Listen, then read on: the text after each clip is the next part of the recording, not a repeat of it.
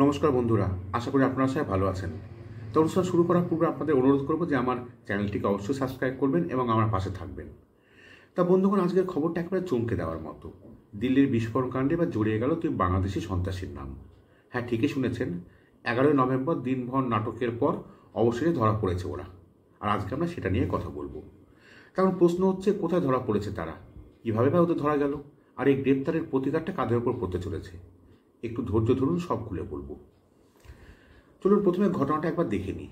গত 10ই নভেম্বর সন্ধ্যে 6:52 নাগাদ দিল্লির লালকেল্লা মেট্রো স্টেশনের 1 নম্বর গেটের কাছে একটা হুন্ডাই গাড়িতে এক ভয়ানক বিস্ফোরণ ঘটে।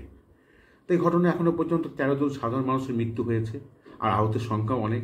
তাদের মধ্যে বেশ কিছু লোকের অবস্থা তো খুবই আশঙ্কাজনক, মানে মৃত্যুর সংখ্যা আরও বাড়তে পারে। তদন্তে জানা যাচ্ছে যে দুপুর 3:19 নাগাদ সেই গাড়িটা পার্কিং লটে ঢোকে, আর গাড়িটা প্রায় 3.5 ঘন্টা পর্যন্ত পার্ক করা ছিল। গাড়ির ভেতরে 3 জন লোক ছিল, পরে 2জন লোক নেমে যায় আর একজন গাড়ির মধ্যেই থেকে যায়। আর এই যে লোকটা গাড়ির মধ্যে বসেছিল তার নাম ডক্টর ওমর মোহাম্মদ। তারপর প্রশ্ন উঠছে, বিস্ফোরণটা কি ও নিজেই ঘটিয়েছিল নাকি বাইরে থেকে কেউ রিমোট দিয়ে ঘটিয়েছিল? তবে এই নিয়ে দিল্লি পুলিশের গোয়েন্দা দপ্তর এখনও নিশ্চিত নয়, তারা এখনও তদন্ত চালিয়ে যাচ্ছে, আর ফরেন্সিক টিমও কাজ করছে পুরোদমে।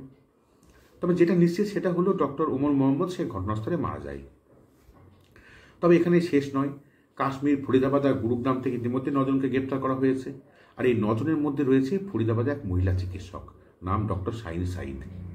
তদন্তে যেটা উঠে আসে সেটা হলো, এই ডক্টর শাহিন সাইদ জয়শী মোহাম্মদ এর নারী শাখার অন্যতম নেত্রী। তদন্তে আরও একটা তথ্য উঠে এসেছে এবং সেটা খুব বড় তথ্য। আর সেটা হলো, জয়শী মোহাম্মদ আর আনসার গাজওয়াতুল হিন্দ, এই দুটো পাকিস্তানি সন্ত্রাসবাদী সংগঠনই নাকি এই হামলার সঙ্গে জড়িত। তাই সবাই এবার মনে করছে অপারেশন সিন্দুর পার্ট 2 শুরু হতে পারে। চারিদিকে তেমন খবরই শোনা যাচ্ছে। কারণ ভারতের সাম্প্রতিক নীতি খুব স্পষ্ট। ভারতের মাটিতে কেউ সন্ত্রাস চালানোর চেষ্টা করলে যে দেশ বা গোষ্ঠী পেছনে থাকুক না কেন, তার বিরুদ্ধে ভারত সাময়িক ব্যবস্থা নেবে। ভারত চুপ করে হাত গুটিয়ে বসে থাকবে না, তা সে যে দেশ বা গোষ্ঠী হোক না কেন। এখন আপনারা হয়তো ভাবছেন, এই বিস্ফোরণে বাংলাদেশের নাম এলো কেন? আসলে প্রথম থেকে একটা সন্দেহ হচ্ছিল, এই ঘটনার সঙ্গে বাংলাদেশের কিছু গোষ্ঠীর যোগ থাকতে পারে। কেন বলছি এই কথা? কারণ এই সন্দেহের পেছনে একাধিক কারণ রয়েছে। প্রথমত, বাংলাদেশের বর্তমান ইউনিট সরকার জঙ্গিদের এমনভাবে মদত দিচ্ছে যেন ওরা ভারতে অশান্তির পাকানোর জন্য সরাসরি উৎসাহ পাচ্ছে। আমরা তো এমনও দেখেছি, হাসিনা সরকারের পতনের পর কিভাবে জেল থেকে কুখ্যাত জঙ্গিদের ছেড়ে দেওয়া হয়েছিল। জামাত, এনসিপির কিছু নেতা প্রকাশ্যে ভারতের বিরুদ্ধে হুমকি দিয়েই চলেছেন। আর তাই বাংলাদেশের জঙ্গিরা ভারতের মাটিতে একসঙ্গে নামছে, এর মধ্যে অস্বাভাবিক কিছু নেই।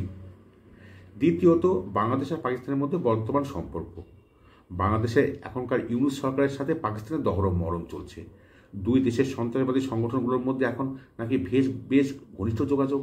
তাই দিল্লির মতো জায়গায় এদের দ্বারা অপারেশন চালানোর সম্ভাবনা একেবারে উড়িয়ে দেওয়া যায় না। তৃতীয়ত, বাংলাদেশ জঙ্গিদের অতীত ইতিহাস।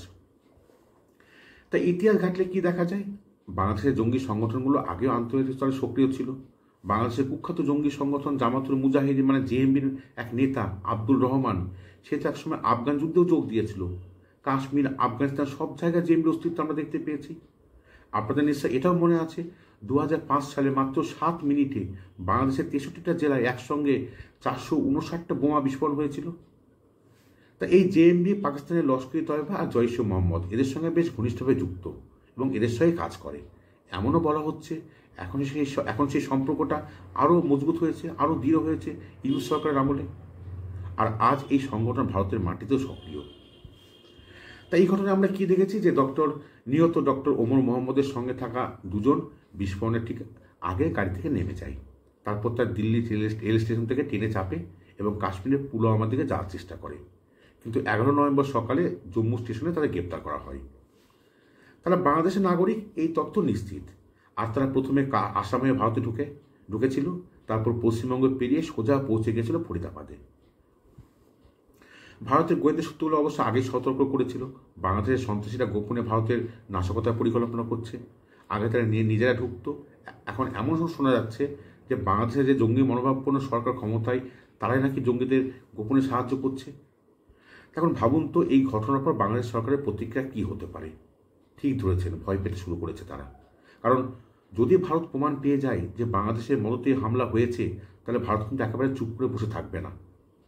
বিস্ফোরণের পর থেকে বাংলাদেশ সরকারের ভেতরে ভয় আর আতঙ্ক, ভারত সামরিক পদক্ষেপ নিতে পারে। আর এই আশঙ্কার অনেক উপদেষ্টা নাকি রাতে ঘুমোতেই পাচ্ছেন না। যদি ভারত পাল্টে ব্যবস্থা নেয় তাহলে বাংলাদেশের রাজনীতি পুরো কেঁপে যাবে। আরেকটা বড় কথা, অনেকেই বলছেন বাংলাদেশের বর্তমান ইউনূস সরকার নাকি চাইছেন ভারতের সঙ্গে ছোটোখাটো একটা সংঘর্ষ লাগুক, যাতে দেশের আগামী নির্বাচনটা পুরো ভেস্তে যায়। আর এই সুযোগে ইউনূস ক্ষমতার চেয়ারটা আঁকড়ে ধরে বসে থাকতে পারে।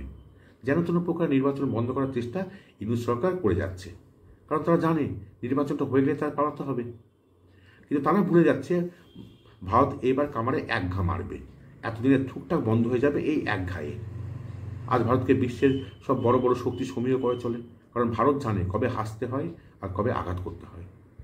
যদি কেউ ভাবে ভারতের শান্ত স্বভাব মানে দুর্বলতা, তাহলে সেটা তাদের ভয়ানক ভুল। ভারতের বর্তমান নীতি একদম পরিষ্কার, যে দেশ ভারতের নিরাপত্তা নিয়ে খেলবে তার জবাব ভারত কড়াভাবেই দেবে। এবার হয়তো ভারত এক ঘায়ে বুঝিয়ে দেবে ভারতের পেছনে লাগার ফল কী হতে পারে। মূল কথা হলে দিল্লি বিস্ফোরণ শুধু একটা সন্ত্রাসী ঘটনা নয়, এটা দক্ষিণ এশিয়ার রাজনীতির এক নতুন মোড়। বাংলাদেশের জঙ্গি নেটওয়ার্ক, পাকিস্তানের প্রভাব আর ভারতের কঠোর প্রতিক্রিয়া সব মিলিয়ে আগামী কয়েকদিনে হয়তো অনেক বড় কিছু ঘটতে চলেছে। তা বন্ধুগণ, দিল্লিতে বিস্ফোরণ আর তার সাথে বাংলাদেশের যোগ, এটা নিয়ে আপনারা কি ভাবছেন? অবশ্যই আপনাদের মতো কমেন্ট বক্সে জানাবেন। আর নতুন খবর পেতে অবশ্যই আমার চ্যানেলটাকে সাবস্ক্রাইব করবেন। ততদিন পর্যন্ত ভালো থাকবেন, সুস্থ থাকবেন, আর সবচেয়ে বড় কথা, সতর্ক থাকবেন। নমস্কার।